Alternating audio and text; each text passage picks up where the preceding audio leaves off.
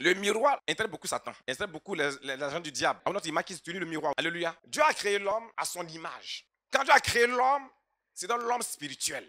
L'homme était créé dans l'éternité d'abord. Comme un dessinateur, il a dessiné spirituellement. Dieu va former l'homme avec quoi? La poussière de la terre.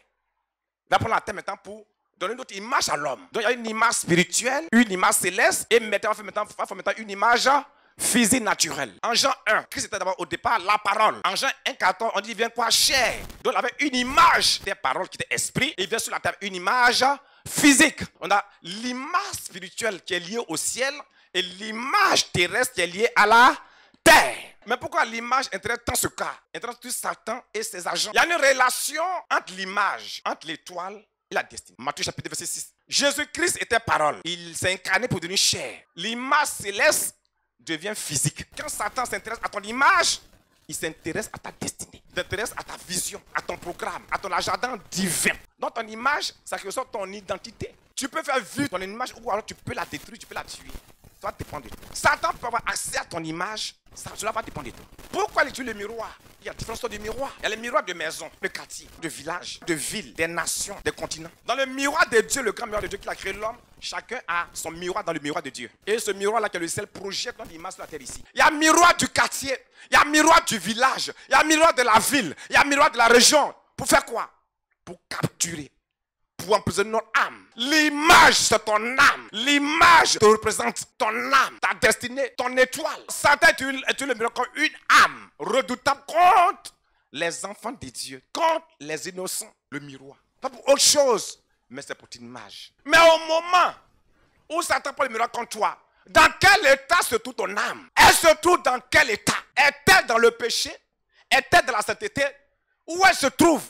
Ça va déterminer si Satan pourra te capturer, t'appeler, t'enregistrer, ou alors il ne pourra pas. Ça dépend de toi. David dit, oh Dieu, guéris mon âme car j'ai péché contre toi. Quand tu pêches, tu fragiles ton âme. Quand tu pêches, tu livres ton âme aux mystiques, aux sorciers, aux féticheurs, aux marabouts, à tes ennemis. Quand tu gardes rancune, tu dois à la colère. Tu revis ton mari au lit, ta femme au lit. Quand tu voles, que de la corruption, dans la calomnie, tu vends ton âme, ton image au diable.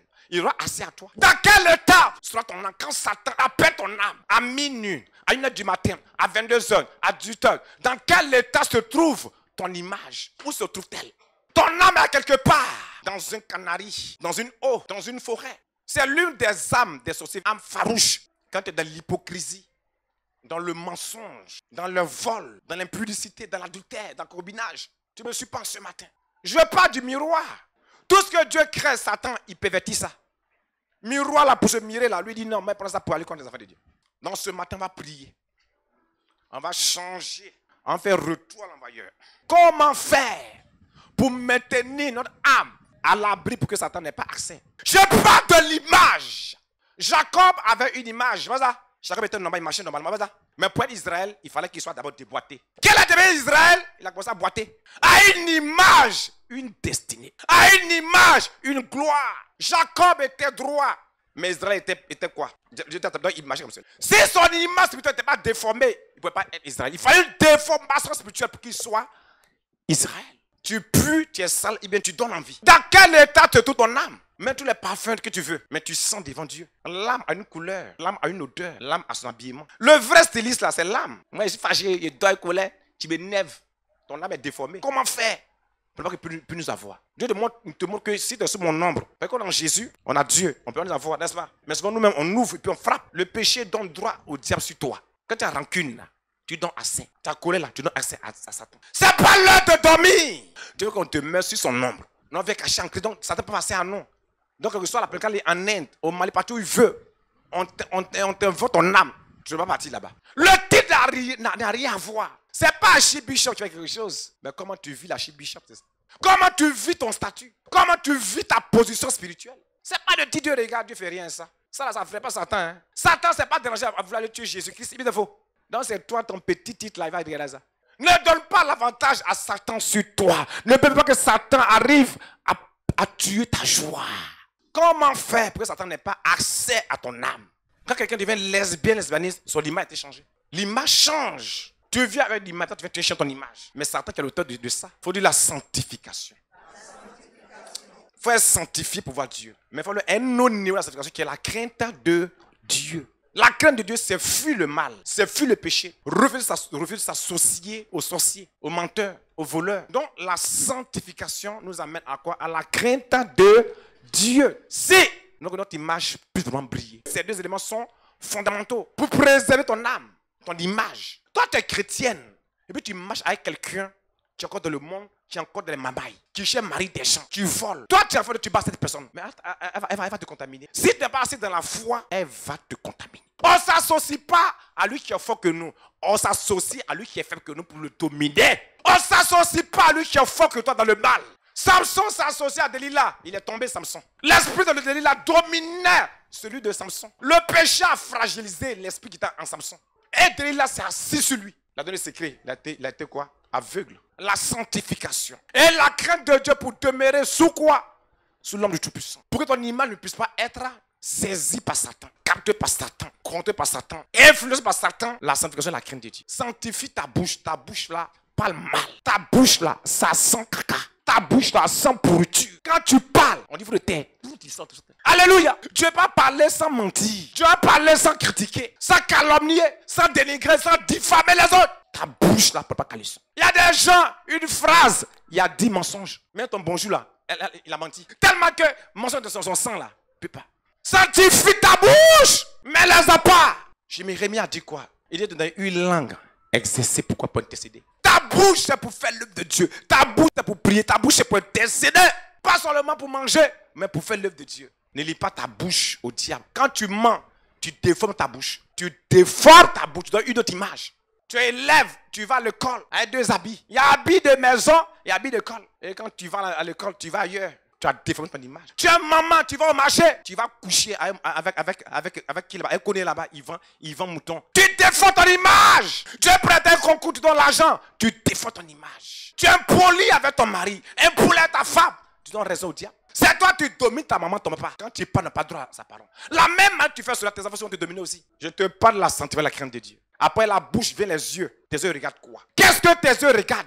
Tes yeux regardent pornographie. Quand les gens dorment la nuit, toi tu es là, tes yeux te pornographie. Tu es sur Facebook, sur YouTube, tu fais recherche de pornographie. Tu es dans les clubs mystiques, tu es là-bas, comment faire pour être franc-maçon, pour être sorcier? Tes yeux regardent quoi? Tes yeux regardent ton foyer, tu es dans le foyer des autres là-bas. Elles sont mariées à payer voiture pour elle. Toi, tu ne payes pas vélo pour moi. Connais-tu l'origine de son Range Rover? Connais-tu l'origine de sa voiture? Tu connais l'origine, ma soeur. Tu défends ton image. Chaque foyer a son image. Chaque famille a son image. Tout ce que Dieu a créé a une image. Est-ce que tu me saisis en ce jour? Pourquoi veux-tu vivre ta vie comme l'autre? Pourquoi te combats-tu à l'autre? Pourquoi? Aimons plus les choses d'en haut que les choses de la terre. Parce que quand tu aimes toutes les choses de la terre, tu vas maintenant une possession maintenant de l'idolâtrie. Oh, 1 Jean 5, 20 dit quoi? Dit, enfants, gardez-vous des idoles. Quand tu fatigues ton mari, quand tu fatigues ta femme, tu regardes chez le voisin, la voisine, pour fatiguer ton mari, tu deviens idolâtre. Tu n'as pas voiture, tu n'as pas maison, tu ne me ressens pas. Toi, femme, tu me dis à ton mari, tu ne me ressens pas. Ça rappelait Abraham, quoi? Seigneur. Quand tu manques à ton mari, tu as manqué à ton Dieu. Un côté, on dit que l'homme est l'image et la gloire de Dieu. L'homme est Dieu, établi sous la foi, l'autorité divine. Donc, quand tu manques à ton mari, tu as manqué à Dieu. Quand tu pries, Dieu n'exauce point. Frère prophétesse, frère bishop, Dieu n'entend pas ça. Tu fais Dieu menteur. La première indication pour voir qu'une femme est soumise, quand la femme est soumise à son mari, quand elle écoute son mari, quand son mari parle, elle ne parle pas, elle est soumise, elle accomplit la volonté de Dieu. Telle femme, tu dis à Dieu, Dieu va exaucer. Je ne parle pas du foyer, hein.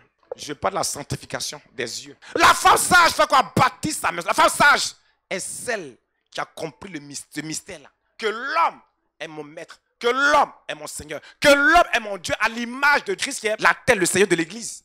Quand il comprend ça, tu as percé. Tes yeux regardent quoi? Elle a porté quoi?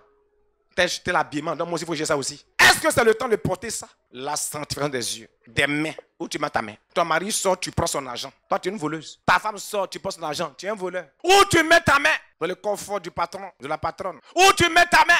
Sanctifie ta main. Ta main. Pas boire bien ça. Qu'est-ce que ça? Ta main, c'est pour évangéliser. Faut pas fumer à ta main. Faut apprendre tabac, chiquer tabac. Non, c'est pas ça. Ta main, c'est pour évangéliser. Ta main, c'est pour faire l'œuvre de Dieu. Ta main, c'est pour manger. Faut dire amen. Où tu mets ta main? Où tu mets tes pieds? On dit ampoule rouge. On dit danger. Tu dis non, c'est pas danger, j'ai mis mes pieds là-bas. Tu déformes ton image. On dit danger de mort. Tu dis non, c'est la vie qui rentre. Où tu mets tes pieds? Les pieds, c'est pour évangéliser. Qu'ils sont beaux pour ceux qui annoncent, les pieds qui annoncent l'évangile de paix. Maintenant, où tu mets ton sexe, où tu mets ton sexe, quelle odeur qui est dessus? Tu ne parles plus. Premier élément, la sanctification, la crainte de Dieu. Second élément, après c'est comparé quoi à un miroir. La parole de Dieu là, tu dois quoi la méditer nuit et jour. Tu dois demeurer dans quoi? Dans la parole. Tu dois la pratiquer, la parole. L'image de Dieu, c'est la splendeur de l'évangile qui est l'image de Dieu. Autrement dit, l'image de Dieu, c'est la parole de Dieu. Plus tu es attaché à l'évangile, plus tu deviens à l'image de Dieu. Plus tu la pratiques, tu deviens à l'image de Dieu. Ce que tu vas être va dépendre de ta méditation, va dépendre de l'étude de la parole de Dieu. Quand tu contemples la splendeur de l'évangile, tu as l'image de Dieu en toi. Et Satan ne peut pas t'atteindre. Le miroir, même pour le chrétien, c'est la parole de Dieu. Nuit et jour, il faut la méditer. Nuit et jour, il faut l'étudier. Plus tu l'étudies, plus tu la médites, tu vas commencer à être à l'image de Dieu. Tu vas commencer à rayonner. De telle sorte que tes éclats là, ça puisse, la personne, ton mari qui est aux États-Unis là, tu peux l'attirer à toi. Mais ça, quand tu brilles, la lumière là, il met des choses, non, des rayons, non. Il faut les rayons là attirer la personne venir. Mais ça ne brille pas. Comment ça va attirer? Plus tu es dans la parole, plus la médites, plus ton image va commencer à resplendir, à briller. Plus ça brille, plus l'éclat va loin. Quel que soit le miroir, il ne peut pas t'appeler. La prière. Moïse, quelle est la prière de Dieu? Dans la prière, son visage était glorieux. Attends, c'est qu'on ne peut pas le regarder. Il brillait, il scintillait. Ce n'est pas nous qui sommes nés de l'esprit, nous enfants de Dieu. Dans l'esprit de Dieu en nous, là. On est dans la prière de Dieu. On parle de gloire en gloire. Ton image va briller davantage. Plus tu demeures dans sa présence, plus ton image va encore plus resplendir. Oui! De gloire en gloire. Oh my God. De gloire en gloire. Plus tu plais en toi, plus tu brilles. Tu brilles. Laisse-moi en toi te connaître autour de Dieu.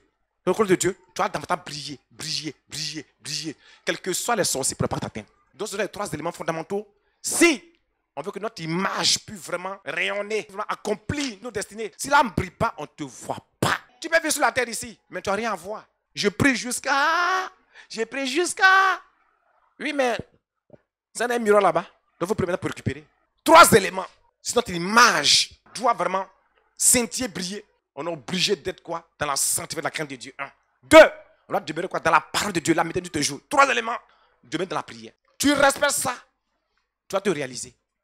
Tu fais ça, tu vas avoir la méthode de ta vie. Donc, notre miroir, c'est quoi? C'est la parole de Dieu. Notre miroir, c'est la prière. Notre miroir, c'est la sanctification, la crainte de Dieu. Reste dans ça, tu vas la main de Dieu.